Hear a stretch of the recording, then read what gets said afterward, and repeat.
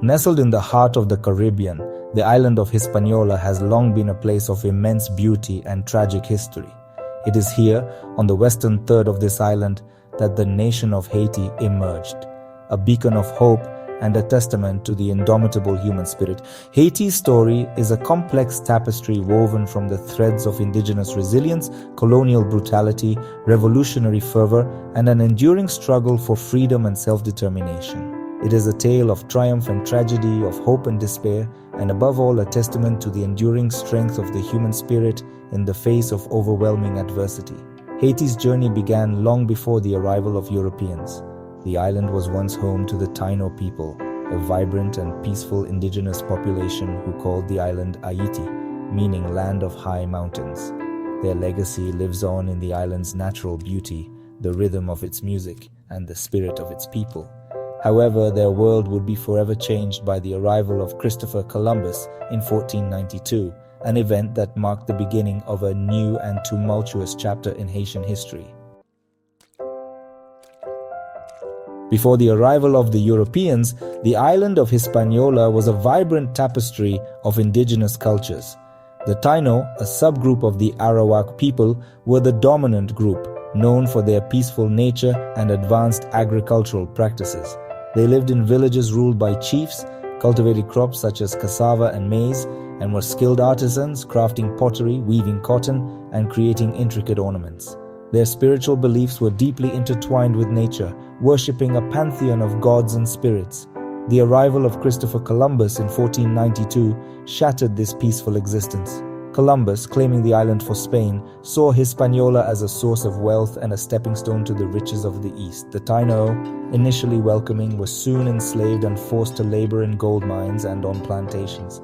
Their way of life, their beliefs, and their very existence were under threat.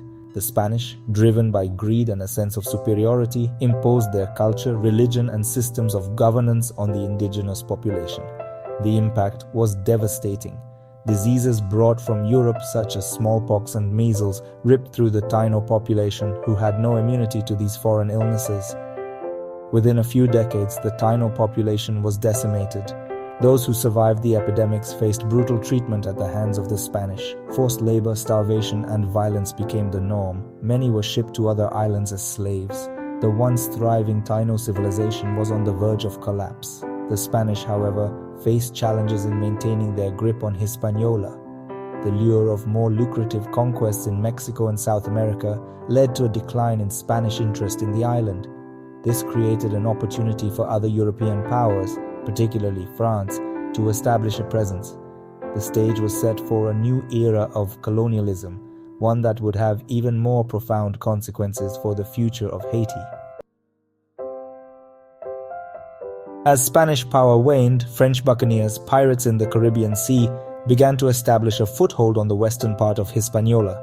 By the late 17th century, France had formally claimed this territory, naming it Saint-Domingue. What began as a haven for pirates evolved into one of the most brutal and profitable colonies in the world. The French, like the Spanish before them, were driven by a thirst for wealth, and they found it in the fertile soil of Saint-Domingue. Sugar, coffee, and indigo became the lifeblood of the colony. Vast plantations carved out of the island's interior fueled the insatiable demands of European markets. To work these plantations, the French turned to the transatlantic slave trade, importing hundreds of thousands of Africans. The conditions these enslaved Africans endured were nothing short of horrific. The slave ships were floating coffins, packed with human cargo chained together in cramped, unsanitary conditions. Many died during the perilous journey across the Atlantic, victims of disease, starvation, or despair. Those who survived the Middle Passage faced a life of unimaginable cruelty.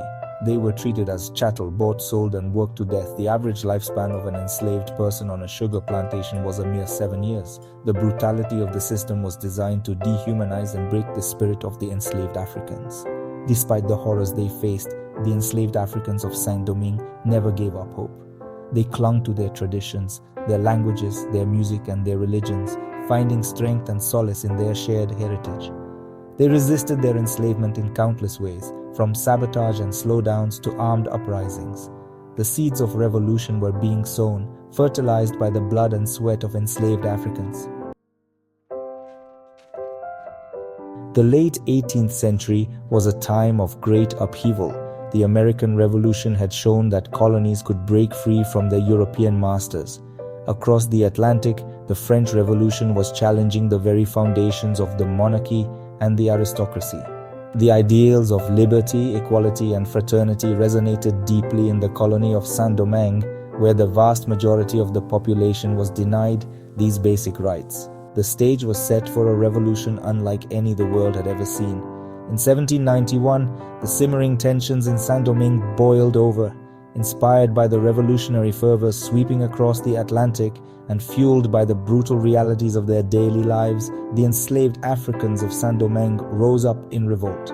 What began as a series of isolated uprisings quickly coalesced into a full-blown revolution, a struggle for freedom and self-determination that would last for over a decade and forever alter the course of history. The Haitian Revolution was a complex and multifaceted conflict, a maelstrom of shifting alliances, internal divisions, and external interventions. Enslaved Africans fighting for their freedom faced off against colonial militias, French troops, Spanish forces, and British expeditions. It was a war fought on multiple fronts, a desperate struggle for survival against overwhelming odds. But the revolutionaries had one crucial advantage: the righteousness of their cause. The Haitian Revolution was not simply a fight for independence, it was a struggle for the very soul of humanity. It was a resounding rejection of the institution of slavery, a defiant proclamation that black lives mattered. The revolutionaries fought with a ferocity and determination that shocked the world. They were led by a cadre of extraordinary men and women, former slaves who rose to become generals, strategists, and martyrs for the cause of freedom. Their names, etched in the annals of history, would forever serve as a beacon of hope for oppressed people everywhere. Section 5. Toussaint Louverture, the Haitian Spartacus. Among the many heroes of the Haitian Revolution, Toussaint Louverture stands as a towering figure. Born into slavery, Louverture rose to become a skilled military strategist and a shrewd political leader. He possessed a keen intellect, a charismatic personality, and an unwavering commitment to the cause of Haitian liberation. His name became synonymous with the revolution itself. Toussaint, meaning All Saints in French, was a self-educated man who rose through the ranks of the slave army. He understood the complexities of the political landscape, skillfully navigating the treacherous waters of alliances and betrayals. He played the French, Spanish, and British against each other, securing advantages for his forces. His military victories against colonial armies earned him the respect of his enemies and the adoration of his followers. Toussaint's vision for Haiti extended beyond the battlefield.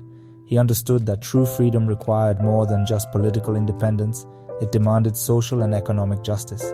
He implemented land reforms, distributing plantation lands amongst freed slaves, and sought to revive the island's shattered economy. He believed in education, establishing schools and promoting literacy. He envisioned a Haiti where former slaves could live in dignity and prosperity. However, Toussaint's rise to power and his ambitious plans for a new Haiti threatened the colonial powers. Napoleon Bonaparte, seeking to restore French control over Saint-Domingue and its lucrative sugar industry, dispatched a large expeditionary force to the island. Toussaint, betrayed by one of his generals, was captured and sent to France, where he died in prison in 1803. Though he did not live to see his dream of a free Haiti realized, his legacy inspired the next generation of revolutionaries to carry on the fight.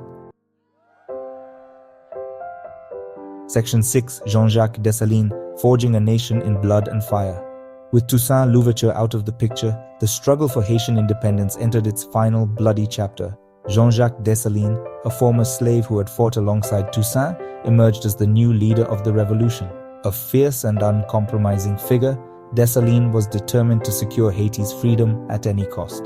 Dessalines, unlike the more conciliatory Toussaint, believed in meeting violence with violence. He understood that the only language the French understood was the language of force.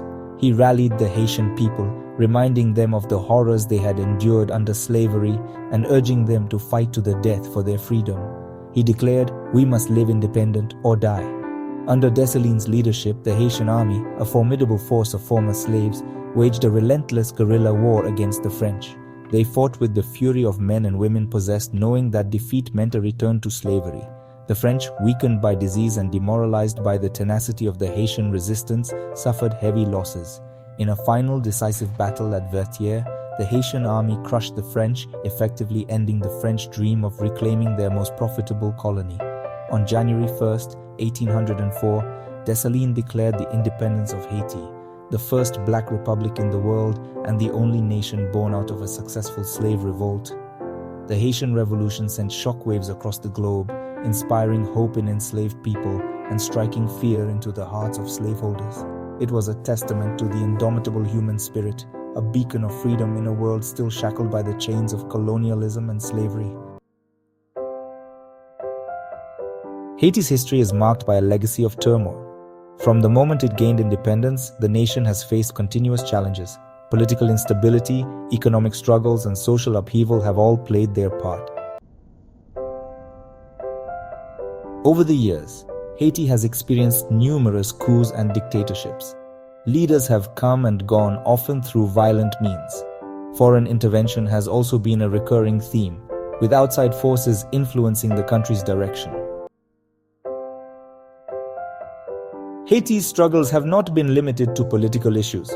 Natural disasters like earthquakes and hurricanes have devastated the nation time and again. These natural calamities, combined with man-made crises, have made recovery an ongoing challenge. Despite all these hardships, the resilient spirit of Haiti shines through. The people of Haiti have shown incredible strength and determination in the face of adversity.